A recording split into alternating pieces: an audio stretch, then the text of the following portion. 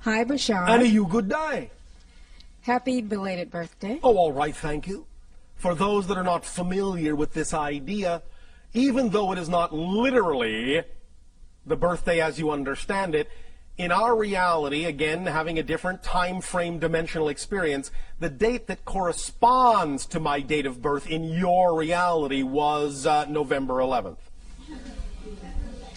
Yes, thank you. 157. Wow. This is my first experience with you here. Well, this is my first experience with you. Congratulations. Thank you. So I have a mundane question. There are no mundane questions. Oh, great. That's good to know. Thank you. Is it important to you? Yes, it is. Why would you consider it mundane then? Because I felt like everyone else was asking questions that pertain to Oh, big other. Because I felt like everyone else was asking questions that pertain to Oh, big other cosmic issues. Yes, and I The daily questions of physical life are just as spiritual as any other question. You understand? Yes, thank you. Equality to all. Yes. If it is important to you, it is not mundane. Thank you. All right. What is your question? My question is, I'm in a work environment where I want to know what my purpose there is and how soon can I get unstuck to create the life that I really want, that I prefer. Right. The way we usually go about exploring this issue is to ask you a question, and certainly not a mundane one at all. The question we ask is, are you doing what excites you the most in life or not? No. Thank you for your honesty. The next question is, when will you choose to do what excites you the most in life? Bigger question. I wanted to choose it yesterday, but... And you didn't because? What belief systems are holding you back? Fear. Of? Fear of... Yes. Fear of what? Choosing something and that not really being what really brings me joy. So you're saying that if you choose something that excites you, you might actually be choosing something that doesn't excite you. Well, my challenge is Yes. choosing something that excites me, because it may excite Why is me. that a challenge? That's easy to do. Yes, okay. Do you believe that? Obviously not. No. All right. May I explain it to you in a way that will allow it to seem easier? Yes, please. Why, thank you. The idea that has been, in a sense, perpetrated throughout much of your New Age consciousness of following your bliss and acting on your excitement usually doesn't come with a clear explanation of why or how to do that. Mm-hmm. The idea simply is to understand it first and foremost in a very simplified manner, as follows. When we talk about the idea of acting on your joy, your highest excitement at any given moment, we don't necessarily mean that it has to be a life-spanning career, a gigantic project, an all-consuming endeavor. We literally mean act on whatever is at any given moment out of all the choices you have available to you, many of which may seem mundane. Just act at any given moment on the one that contains the highest amount of excitement out of all the choices you have the ability to take action on. Period. That's it. It's that simple. Excitement is a thread. It leads to all other excitement. So if you are simply sitting around going, oh, I don't know what excites me, just look at what your options are. Just list your options at that moment. If the only options are go shopping, take a walk on the beach, call a friend, just for an example, just pick the one that's most exciting and act on it to the best of your ability, taking it as far as you can till you can take it no further. When you come to the next crossroad, look at the options available to you then, pick the one that's most exciting, you have the greatest degree of ability to take action on, and take action on it. When you come to the next crossroad, do the same thing. When you come to the next crossroad, do the same thing. The excitement that you follow will automatically draw you into a series of synchronistic events that will constantly accelerate and expand your ability to experience excitement, and constantly accelerate and increase your ability to experience that your excitement will actually be capable of supporting you in your life if you keep moving in that way. Does that make sense to you? Yes. Now, the question is, do you believe it? Because the idea is that when we, first of all, offer the idea that all you have to do at any given moment is simply choose out of the relatively normal options available to you, if you can't think of any all-encompassing excitement, if you just choose the most exciting option out of whatever is available to you and act on it, when we offer that suggestion up, very often the first thing that comes out of the human mind is, but that's not connected to this, or how can that support me? I don't understand. You don't have to understand. That's the beauty of it. The idea is that your physical mind is not designed, never was, and never will be designed to understand how things will happen. It is not designed to understand or comprehend how something that you act on that excites you will bring you the thing you need somewhere down the line. So you don't have to think about how that's going to happen. All you have to do is act on it knowing that it will. Because the human mind is only designed to experience how things are happening. That's it. The human mind is only designed, the physical mind is only designed to understand the physical experience. The mechanism of how these things come to you come from a higher realm that is beyond the purview of the physical mind to comprehend or understand or be able to completely perceive. So you need to stop doing the job of the higher mind, let the higher mind do its job, and bring you these things as you need them in the way that it benefits you best.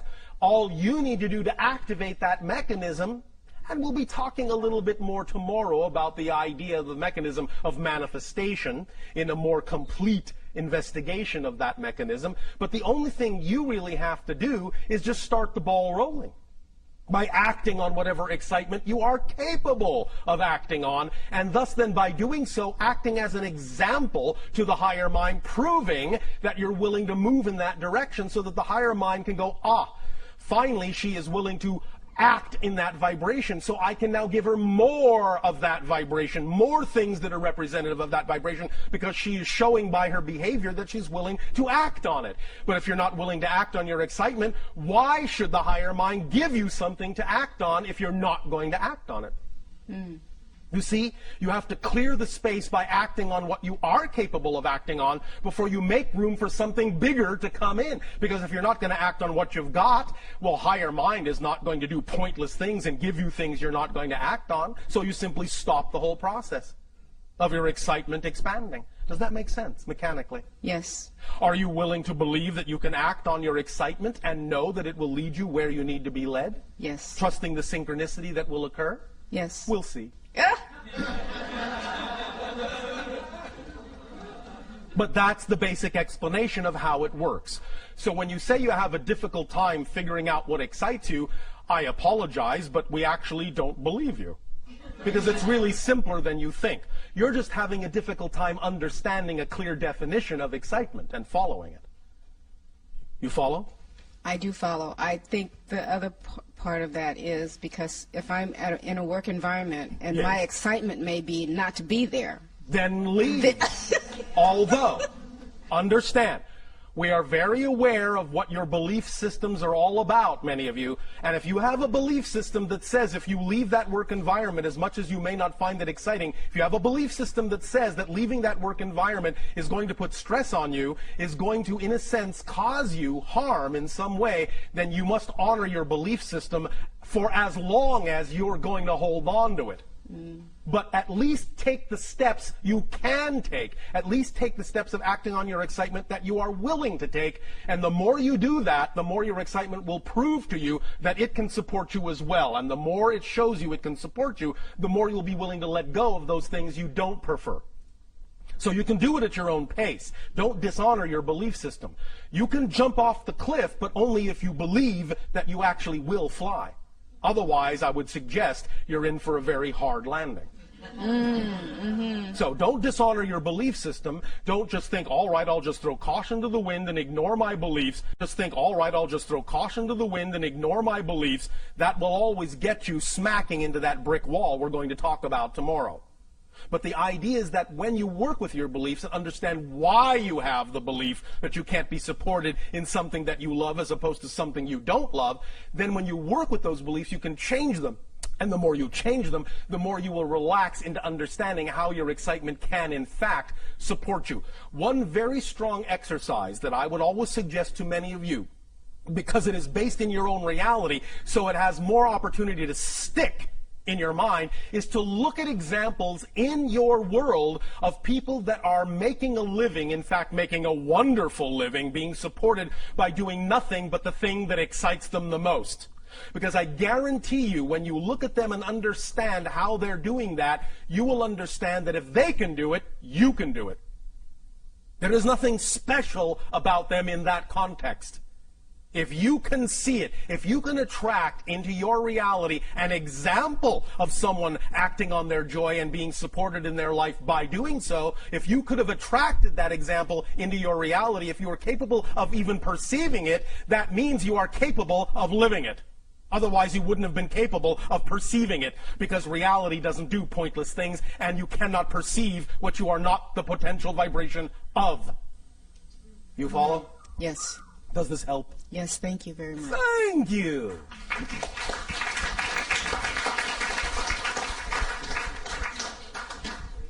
That was exciting.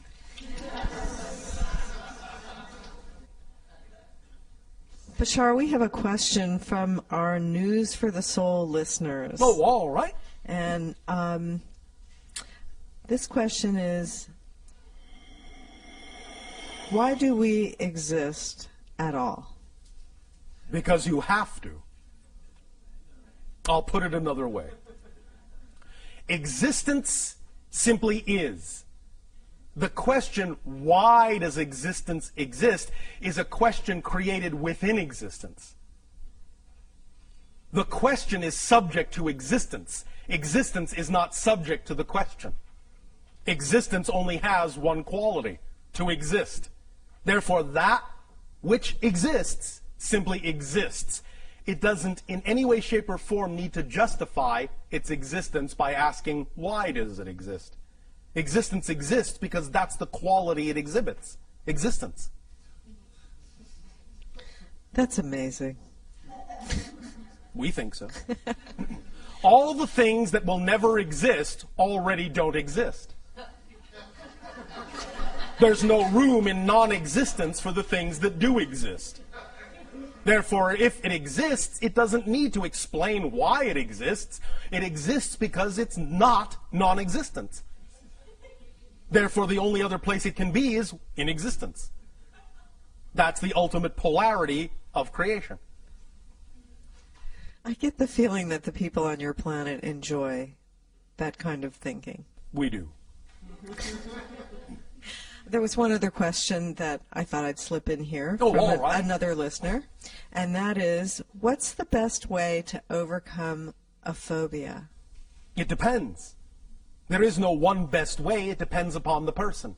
It depends upon their belief systems. It depends upon what permission slips work best for them. The best way, euphemistically, is their way.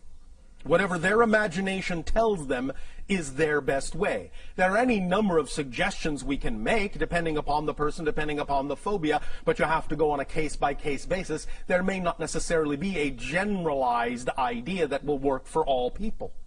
Well, what is the basis of phobia? The basis of phobia is the idea of a belief system that allows you to see a representation of the belief that you are completely out of control. Does that make sense? Yeah, and so the specific phobia is a symbolic representation of the kind of belief, the kind of experience of being out of control that the person has. So, if you wish to carry this further, you could say the best way, quote unquote, to understand how to create or alleviate the creation of the phobia is to understand the symbology of what it is the person is phobic about as a symbolic representation of the control issue they feel that they lack within themselves. A lot of times people think they're connected like with a past life. In a sense, it can be. However, remember that from our point of view, there really is no such thing as the past or the future. So if they feel it's connected to another parallel, simultaneously coexistent experience, they have to understand that they're actually choosing to create that from the present life and simply cross-connect to another presently existing life for a purpose, for a reason, for an exploration, for an experience, for a lesson. So when they get, first of all, in touch with the idea that it doesn't come from the past, it is a present connection, therefore it brings it into the present, it brings it more into control, they will understand they have more control about how to deal with it. Because it's not coming from some deep, dark, mysterious past that they can't access. It's all being created now in the present, because here and now is all there is. There is no past, there is no future, there is only now. Does that make sense? Yeah, it sounds like a person will choose a corresponding life, a parallel life that has a symbolic representation of an issue that they're dealing with. Yes, they could. And in examining that, if that's one thing they would like to do, they don't have to, but in examining that, it might give them some reflective insight into what they have chosen to create for themselves in the life that they are dealing with.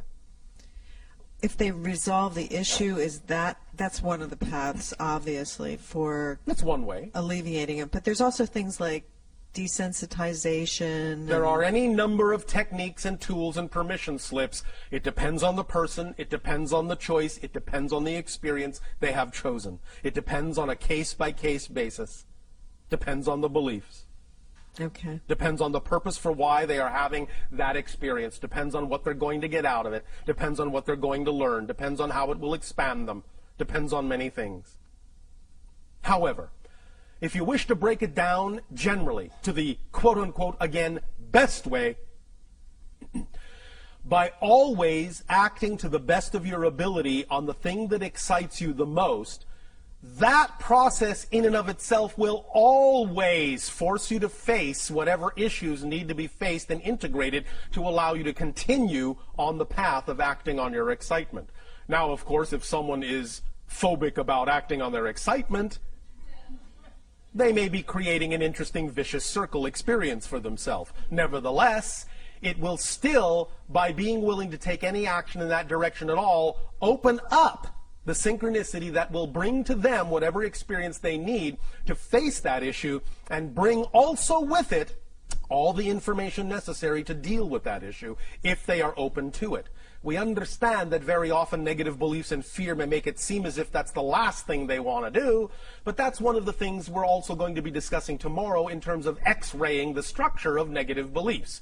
So, for the idea of phobias, really understanding the structure of the belief that is causing the phobia can also be of great assistance, but the structure of that belief may vary from phobia to phobia and person to person. So there's no, again, exactly one best way, but on a very fundamental level, certainly understanding the structure of the belief that's causing the phobia can at least give a person a head start. All right? Okay, that's great. Thank you. Thank you. Hello. And a you good day. I only have 2 questions. Oh, only 2. Oh, all right. My first question is I am experiencing a lot of change. I am experiencing a lot of change and transition like many people. A lot of what I've built up, Congratulations. I've had to let go of. Yes. And I'm just wondering if there anything that you could tell us that will help this transition move a little bit more smoothly. Thought I just did. Act on your highest joy to the best of your ability. Now, understand this. When we talk about acting on your excitement, it's because we know that excitement is actually a complete kit. It's the driving engine and the organizing principle of your entire life. So when you act on it fully, as best as you can, what will come with it are all the things necessary to actually allow you to expand in the smoothest, most effortless, most joyful way possible. It's a complete kit. It's self-contained. You don't necessarily need to do anything extra beyond the idea of fully acting with integrity to the best of your ability on your highest excitement in order to attract whatever you need synchronistically to allow you to experience your life in the smoothest way possible. As long as you're always willing to face and integrate and work with and deal with whatever your excitement brings up, then you will find that you'll be able to move forward in the smoothest possible way. Your willingness to allow whatever issue comes up, whatever belief comes up, whatever fear comes up, your willingness to allow it to be there for a reason and use it in a positive way is what will smooth out all the bumps. When you make fear your friend, when you say it's a messenger telling you something about yourself that you want to know, when you understand that fear is nothing but your own energy simply being filtered through belief systems that are out of alignment with your true self, then you can say, thank you, fear, for coming up.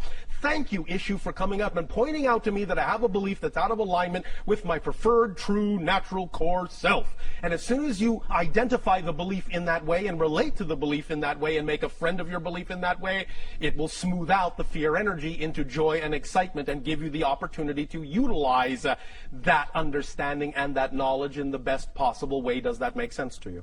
It does, but couldn't we have done this without all of this mass disintegration of all that we knew? Couldn't we have done this a different way? Why is it that we're experiencing There are many this way? ways to do things. This particular reality is the way things are done. You are also, as a soul, having experiences in other realities where things are done differently. But you also chose to be here because you wanted to experience this way as well, because it's one of the valid ways to experience the idea of creation. Breakdown, build-up, destruction, creation. It's a very valid way to experience the idea of creation. And again, when you learn to enjoy it for what it is, you will smooth out the bumps in it. Many individuals on your planet have talked to us about the idea that you feel like you're stuck in some kind of remedial kindergarten class, a school of hard knocks, a suffering planet. We choose to view this as a master graduating class. So the idea is that, yes, all right, college, university, sure, it's a little tougher than high school, but you're up to it because now you are in the master class. So the more you know that's what it is and the more you treat it as such, the more benefit you will receive from the way things are structured and the smoother things will get, and you will not have to experience it that way anymore. But the idea is, again, using the power of paradox. When you allow it to be all right to experience it the way you are experiencing it, you will no longer have a reason to experience it that way. It's only the resistance to the way you're experiencing it that makes that experience take longer to change. I get it. Thank you. I knew you would. My last question is for the past year during meditation or a time where I'm slowing my mind down to connect, I'm experiencing a lot of pressure in my head. Yes. Could you explain what that's about? There are sometimes different symptomologies when you are realigning energies. Sometimes there are physiological side effects or symptomologies. That's all right. They will dissipate. As you become more smoothly aligned and less resistant to certain kinds of change, those pressures will smooth out. Right now, it's simply the idea that the energy you are attempting to integrate in your estimation, in your belief system, in your definition, is simply more than you're used to. You don't feel equal to it yet. Therefore, as we have euphemistically said by analogy, it's like you are trying to download a dam full of water through a garden hose. There is pressure. But when you widen the hose into a giant conduit, the pressure will be relieved because you become more equal to the energy you are channeling. You follow? Yes, I do. Does that help? Yes, thank you. Thank you.